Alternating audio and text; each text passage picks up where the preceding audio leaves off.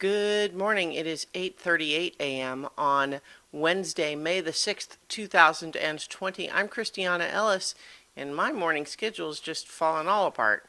Or I guess it's just, I keep doing things in different orders, and it leads to these videos not ending up being the very first thing I do in the morning.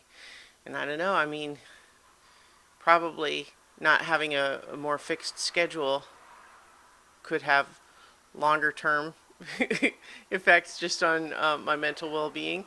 Or not. Who knows? Maybe it's fine. But in any event, here I am. Um, Already taken Rocket out a couple of times. The first time he woke me up was real early. It was like 5 a.m. So definitely need to kind of start working on that. I think, um, it would be one thing if it was consistent, but it's getting earlier and earlier. So, yeah, we'll get there. We'll figure that out. But in the meantime, I thought I would talk a little bit about. I've been rewatching some of the MCU movies, the Marvel Cinematic Universe, that is.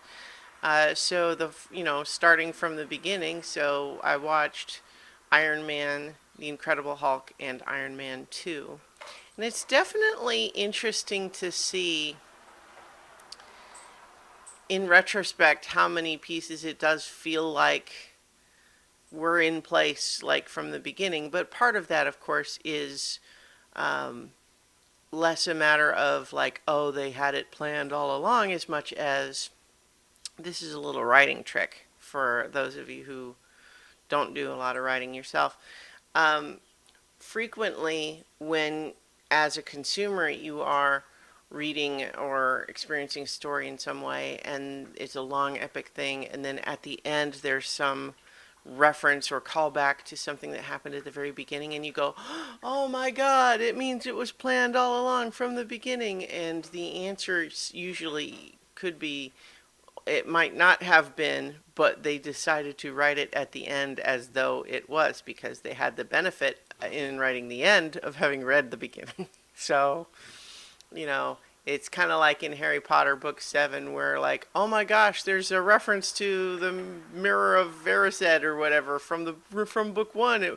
Does that mean it was all planned all along? No, it was in writing book 7. She's thinking, what's something from book 1 that I could reference that people would go, hey, look, I remember that. Yeah. So what it means is that in the more recent movies, when they have what appear to be callbacks. Rocket, please don't. Please, please, buddy, stop barking. You're driving me bonkers.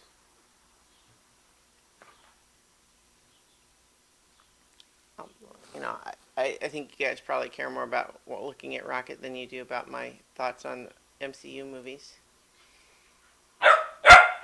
Shh, little boy. You're going to bother the neighbors.